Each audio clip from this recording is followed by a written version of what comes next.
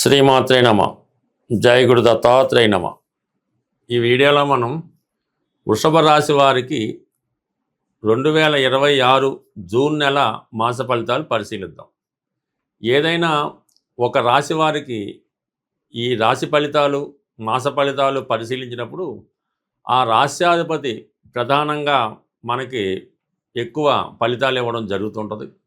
మరి ప్రస్తుతం వృషభ రాశి వారికి ఈ శుక్రుడు రాశ్యాధిపతిగా ధనస్థానంలో సంచరించడం జరుగుతుంది. అక్కడ ఉన్నటువంటి ధనాధిపతి బుధుడితో కలిసి ఉండడం అన్నది ఎక్కువగా ఈ సమయంలో జాతకుడు ఏదైనా విద్యా సంబంధించిన విషయాలు, వ్యాపార సంబంధించిన విషయాల్లో చర్చించడం జరుగుతూ ఉంటుంది. అలాగే దూరమైనటువంటి బంధుమిత్రులు కానీ, మీ యొక్క బంధువులు కానీ తిరిగి కలుసుకోవడం జరుగుతూ ఉంటుంది.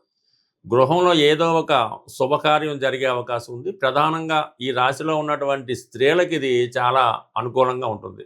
వారికి ఏదన్నా ఉన్నత విద్యా అవకాశాలు రావడం కానీ, ఆర్థిక పరంగా వాళ్ళ పరిస్థితి మెరుగవడం కానీ, పర్సనల్గా వ్యక్తిగతంగా వాళ్ళకు ఉన్నటువంటి సమస్యలు ఏమైనా ఉంటే అవి చాలా వరకు పరిష్కారం అవడం జరుగుతూ ఉంటుంది. అంటే బుధుడు ధనస్థానంలో ధనాధిపతిగా ఉంటూ శుక్రుడు కూడా కలటం వలన ఈ శుక్రుడికి షష్టాధిపత్యం కూడా రావడం వల్ల నూతన ఉద్యోగ ప్రయత్నాలు చాలా వరకు ఫలిస్తాయి.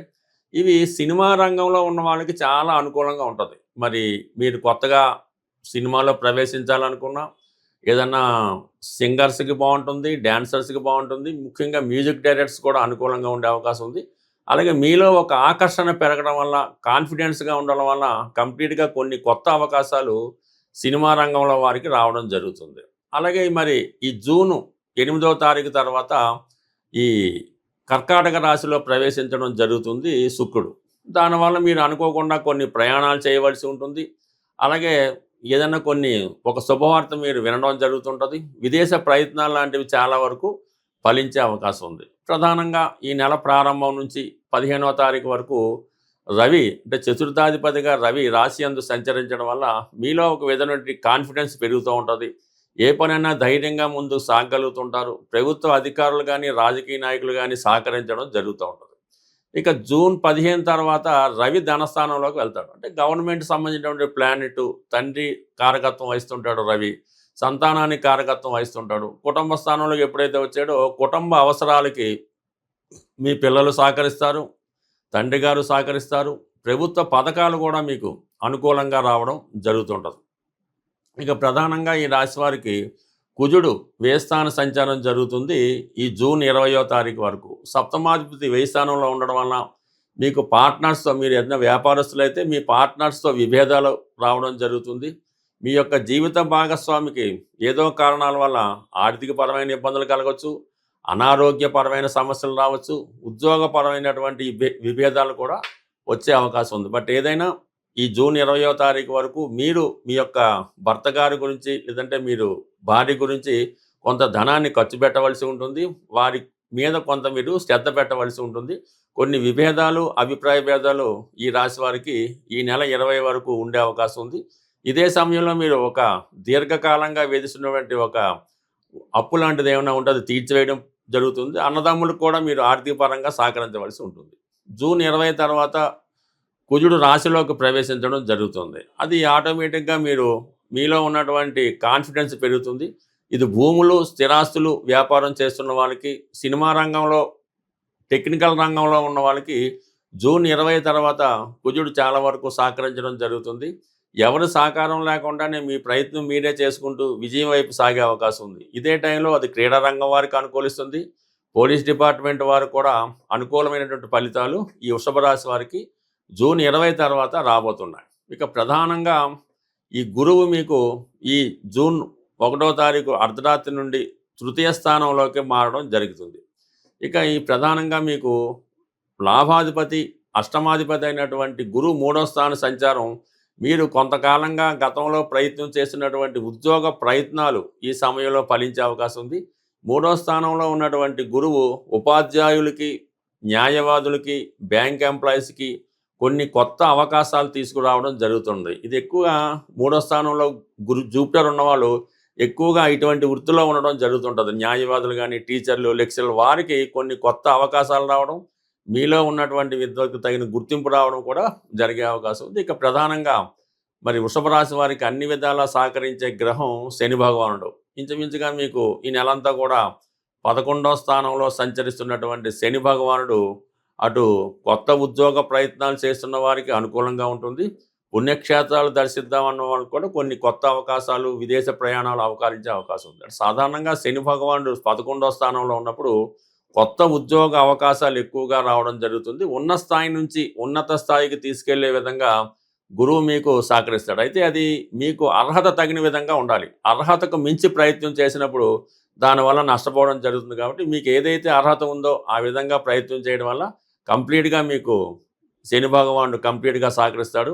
ఏదన్నా ఒక క్రమశిక్షణతో సిన్సియర్గా ప్రయత్నం చేస్తే ఆ ఫలితం కంప్లీట్గా జరిగే అవకాశం ఉంది. ప్రధానంగా దశమ స్థానంలో ఉన్నటువంటి రాహు అది సినిమా రంగం వారికి, సాఫ్ట్వేర్ రంగం వారికి కొన్ని కొత్త అవకాశాలు తీసుకురావడం జరుగుతుంది. బట్ ఏదైనా ప్రస్తుతం వృషభ రాశి వారి యొక్క గోచార ఫలితాలు చాలా అనుకూలంగా ఉన్నాయి కాబట్టి ఏదైనా ఈ రాశి వారికి ఈ చేపట్టే ప్రయత్నాల్లో కంప్లీట్గా ఈ నెలలో కొన్ని విజయ అవకాశాలు ఖచ్చితంగా లభించే అవకాశం ఉంటుంది. ప్రస్తుతం ఈ జూన్ నెలలో గురువు మారి ఉచ్చక్షేత్రమైనటువంటి కర్కాటక రాశిలోకి మారడం వల్ల మరి గురువు ఎంత బలంగా ఉంటే ఆ గురువు ఇచ్చే ఫలితం కూడా అంత గొప్పగా ఉంటుంది.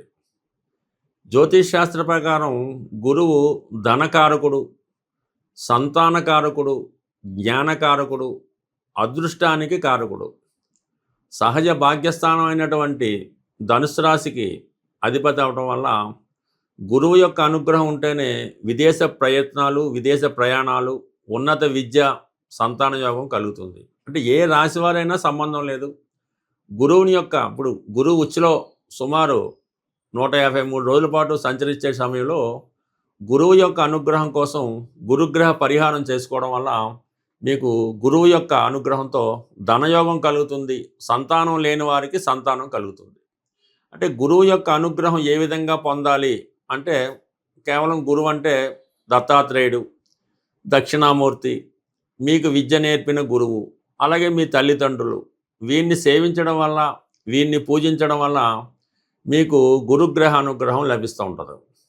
ఇక ప్రధానంగా గురువారం రోజు, ప్రతి గురువారం అవ్వచ్చు, ఒక 3 వారాలు అవ్వచ్చు, మరి ఏదన్నా దత్తక్షేత్రంలో కానీ, శివాలయంలో కానీ మీరు అక్కడ ఉన్నటువంటి ప్రధాన దేవతకి విధి విధానంగా అక్కడ ఉన్న ఆచార ప్రకారం పూజ నిర్వహించి మీరు శనగలు 3 సంఖ్య వచ్చేలాగా 3 కేజీలు అవ్వచ్చు, 3 పావు కేజీలు అవ్వచ్చు, 3 గుప్పిళ్ళు అవ్వచ్చు, మరి ఆ శనగలు గుగ్గిళ్ళుగా తయారు చేసి అక్కడ ఉన్నటువంటి దేవాలయంలో ప్రసాదంగా పంచిపెట్టడం వల్ల అనుకూలత ఏర్పడుతుంది. ఇంకా బెస్ట్ రెమెడీ, తొందరగా రెమెడీ ఏంటంటే గోసేవ. ఏదైనా దేవాలయంలో ఉన్నటువంటి గోవును కానీ, గోశాలను కానీ దర్శించి ఆ గోసేవ చేయవలసి ఉంటుంది. అంటే గోసేవ అంటే ఆ గోశాలని చక్కగా శుభ్రం చేయడం, శుభ్రంగా క్లీన్ చేయడం, గోవుకి సౌకర్యంగా అది గాలి తగిలేలాగో అక్కడ పడుకునే ప్లేస్ శుభ్రం చేయడము, ఇవన్నీ కూడా శుభ్రం చేసి ఆవుకి మరి గోపూజ చేయడం వల్ల మరి గోవుకి నానబెట్టిన శనగలు నైవేద్యంగా అంటే ఆమెకి ఆహారంగా పెట్టడం వల్ల ఈ గురువు యొక్క అనుగ్రహం తొందరగా రావడం జరుగుతుంది. మీరు జీవితంలో ఎప్పుడైనా గురుద్రోహం చేసి ఉంటే, అంటే తల్లిదండ్రులు సరిగ్గా చూడకపోయినా, మీకు విద్య నేర్పిన గురువుకి సరైనటువంటి పరిహారం చెల్లించకపోయినా, కృతజ్ఞత లేకపోయినా, అలాగే కొంతమంది పెద్దవాళ్ళని దూషించిన ఈ యొక్క గురు శాపం తగులుతూ ఉంటుంది. ఆ గురు శాపం ఉన్న వాళ్ళకి గురువు ఇబ్బంది పెడుతుంటాడు. కాబట్టి ఈ సమయంలో మీకు ఎవరైతే విద్య నేర్పిన గురువు, పని నేర్పిన గురువు, తొలి అక్షరాలు నేర్పిన గురువు ఉంటాడో ఆ గురువుకి సత్కరించి చక్కగా మరి మామిడి పళ్ళు సీజన్ కాబట్టి ఒక 3 మామిడి పళ్ళు ఆ గురువు గారికి సమర్పించి నమస్కారం చేసుకోవడం వల్ల కంప్లీట్గా గురువు యొక్క అనుగ్రహం లభిస్తుంది. గురువు యొక్క అనుగ్రహం ఉంటేనే మిగతా గ్రహాలు మీకు సహకరించగలవు. ప్రతిరోజు దైవ ప్రార్థన, సాంప్రదాయాలు పాటించడం, రోజు సూర్య నమస్కారం చేసుకోవడం, అలాగే పరిశుభ్రమైనటువంటి వస్త్రాలు ధరించడం, ఈ విధంగా చేయడం వల్ల గురువు యొక్క అనుగ్రహం అంటే అది ఆటోమేటిక్గా మీలోనే కనబడుతుంటుంది. మీలోనే ఒక దైవం ఉట్టిపడుతూ ఉంటుంది. చిన్న చిన్న బలహీనతలు, వ్యసనాలు అవి ఉంటే వదిలిపెట్టి ఈ గురువు బలంగా ఉన్న సమయంలో మీరు ఎంత పవిత్రంగా ఉంటారో మీకు గురువు యొక్క అనుగ్రహం అంత తొందరగా లభిస్తుంటుంది. మరీ చిన్న రెమెడీ ఏంటంటే పసుపు రంగులో ఉన్నటువంటి 3 అరటిపళ్ళు ఆవుకి పెట్టడం వల్ల గత జన్మలో చేసిన పాపం, ఈ జన్మలో చేసిన పాపం కూడా పరిహారం అయ్యే అవకాశం ఉంది. మరి గురువు అనుగ్రహం కోసం కనక పుష్యరాగం అనే స్వచ్ఛమైనటువంటి ఒరిజినల్ బంగారు ఉంగరాన్ని బంగారంలో తయారు చేసి కుడి చేతి చూపుడు వేలికి ధరించవచ్చు. అలాగే ఈ కనక పుష్యరాగం ఉంగరాన్ని ధరించలేని వారు మరి ఏదైనా తెలుపు రంగు దారానికి పసుపు రాసి, అంటే yellow colour thread right hand మడమకి కట్టుకోవడం వల్ల స్త్రీలు కానీ పురుషులు కానీ ఒక పసుపు కొమ్ము, అంటే పసుపు కొమ్ములో దుంప పసుపు కొమ్ము, అది పాకెట్లో పెట్టుకోవచ్చు, లేదంటే హ్యాండ్కి కట్టుకోవచ్చు. ఈ విధంగా పసుపు కొమ్ము దగ్గర పెట్టుకున్నా కూడా గురుగ్రహ అనుగ్రహం లభిస్తుంది. రావి చెట్టుకి ప్రదర్శనలు చేసి ఆ రావి చెట్టుకి నీళ్లు పోయడం వల్ల ఆ దత్తాత్రేయుడి అనుగ్రహంతో పాటు గురుగ్రహ అనుగ్రహం కూడా లభిస్తుంది. ఈ సమయంలో మీరు ఏదో ఒక దత్తక్షేత్రాన్ని సందర్శిస్తే ఈ గురువు యొక్క ఆశీర్వాదం మీకు లభించే అవకాశం ఉంది. బట్ ఏదన్నా గురుబలం ఉంటేనే పెళ్ళి, పిల్లలు, సంతానం, డబ్బు లభిస్తాయి. కాబట్టి ఈ సమయంలో మీరు ఈ గురుగ్రహ అనుగ్రహం సంపాదిస్తే జీవితంలో చాలా సౌకర్యాలు ఏర్పడే అవకాశం ఉంది. స్వస్తి.